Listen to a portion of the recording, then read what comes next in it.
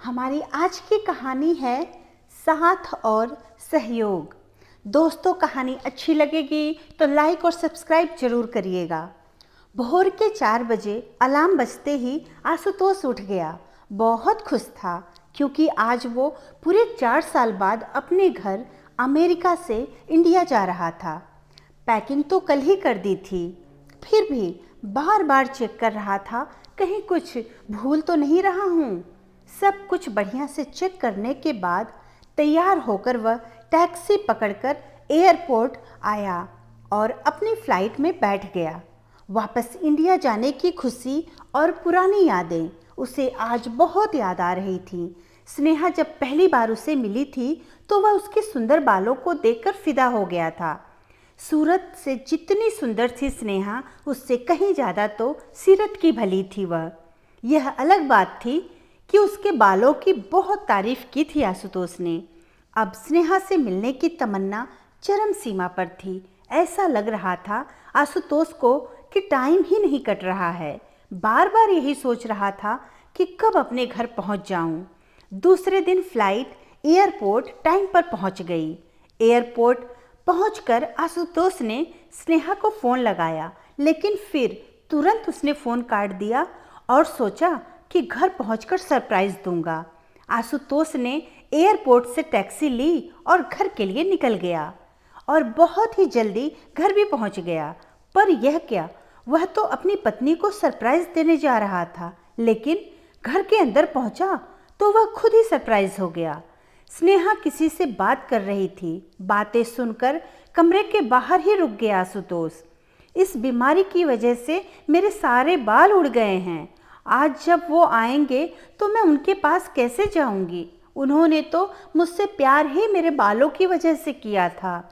इस रूप में उनके सामने जाने से अच्छा है कि मैं मर ही जाऊं। स्नेहा ने रोते हुए अपनी काम वाली बाई गंगा से कह रही थी। इतना सुनने के बाद आशुतोष बहुत दुखी हो गया।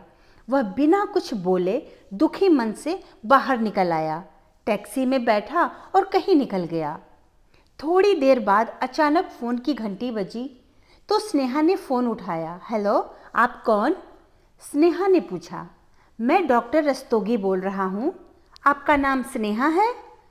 जिन्हें स्नेहा? जी हाँ, मैं स्नेहा ही बोल रही हूँ।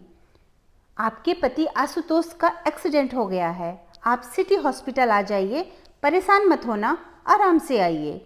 इतना सुनने के बाद स्नेहा के हाथ और पैर कांपने लगे। हड़बड़ा के कहा, कब, कैसे? मैं अभी आती हूँ डॉक्टर साहब। दूसरी तरफ से फ़ोन कट कर दिया गया। स्नेहा दौड़ी दौड़ी हॉस्पिटल पहुंची तो पता चला कि एक्सीडेंट की वजह से आशुतोष की आंखों की रोशनी चली गई है। अब कभी वो देख नहीं पाएगा। 1 हफ्ता हॉस्पिटल में रहकर वो घर आ गया। अब स्नेहा अपने बालों को भूल चुकी थी।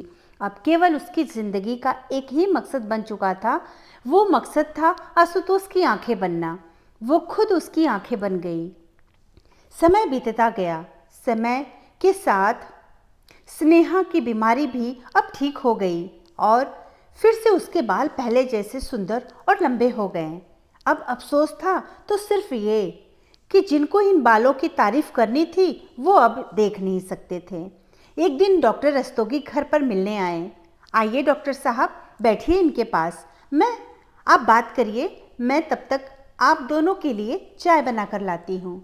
स्नेहा कहते हुए उठकर रसोई में चली गई। और सुनाओ आशुतोष जी, क्या हाल है? क्या नाटक अभी भी चल रहा है? डॉक्टर साहब ने पूछा। उधर स्नेहा को याद आया कि चाकू तो सुबह सब्जी काटते समय वहीं हॉल में भूल गई थी। वह हॉल में आ ही रही थी कि तभी डॉक्टर की नाटक वाली बात सुनकर ठिठक गई। आशुतोष कह रहा था कि डॉक्टर साहब, क्या करूं? उस दिन जब मैं घर आया तो स्नेहा अपने बालों को लेकर दुखी थी। मैं नहीं चाहता था कि वह मुझे अपने आप को इस रूप में दिखाकर दुखी हो, इसीलिए मैंने आपसे मिलकर अंधे होने का नाटक किया। मैं उसे बालों की वजह से नहीं, दिल से प्यार करता हूँ।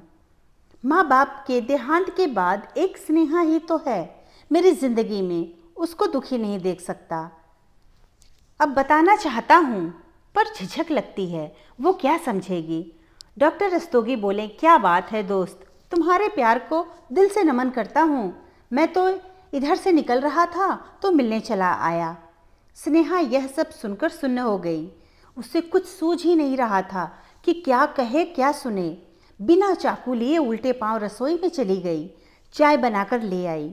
डॉक्टर रस्तोगी चाय पीकर चले गए।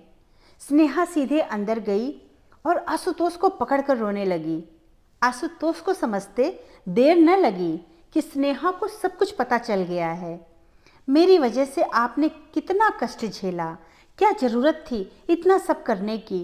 बस मुझे डांट दिया होता, मैं तो वैसे ही चलती जैसे आप कहते। स्नेहा रोते रोते कहते चली गई। फिर आशुतोष बोला, तुमने भी तो अपनी बीमारी की बात मुझसे छुपाई थी।